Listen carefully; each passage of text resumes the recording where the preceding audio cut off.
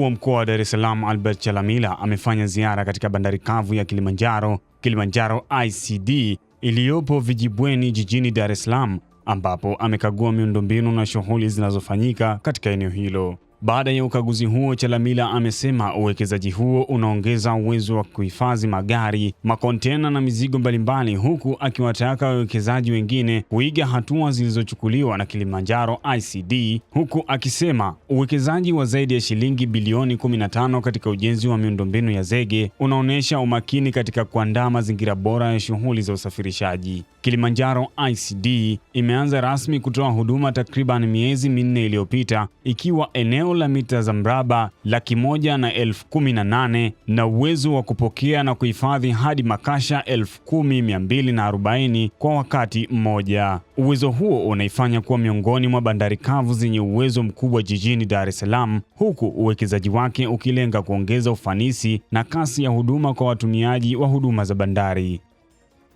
Tulichokuja kukagua hapa, cha kwanza ni kuhusu ukubwa wa eneo kwa mujibu wa taratibu na sheria za TASAC. Na tumeona kwamba Kilimanjaro ICD ina eneo kubwa la kupaki magari, kuweza kuweka makontena, ina eneo la loose cargo pamoja na maeneo mengine, na very soon itakuwa connected pia kwenye mnyororo wa thamani wa reli ambayo tumeiona pale nje.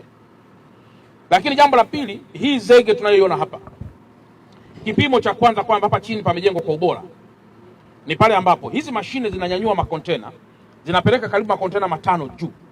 Hii ni kumaanisha kwamba hapa chini kimewekwa kitu ambacho ni cha kudumu na ni kizuri.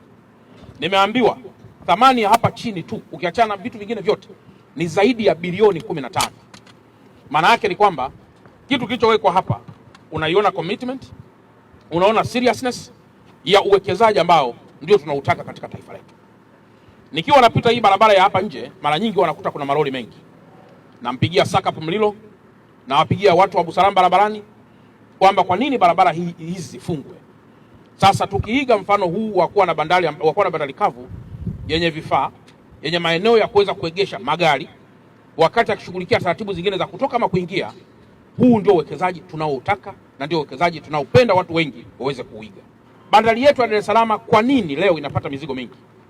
Moja ni usalama wa taifa la Tanzania.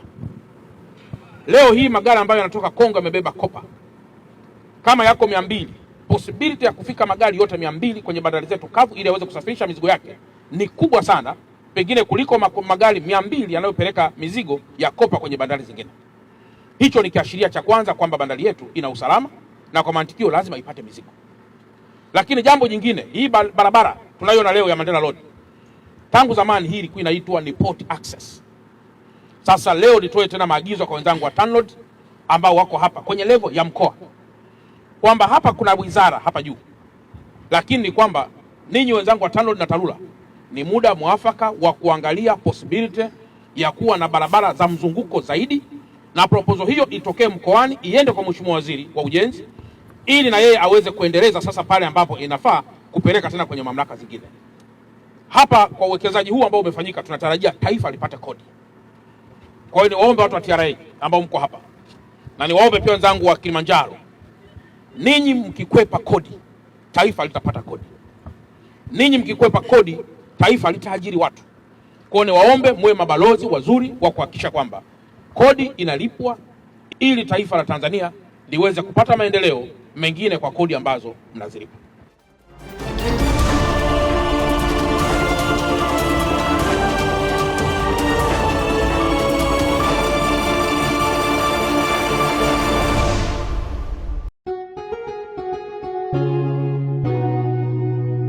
Kasako Media, tunaangazia maisha, tunaandika kesho.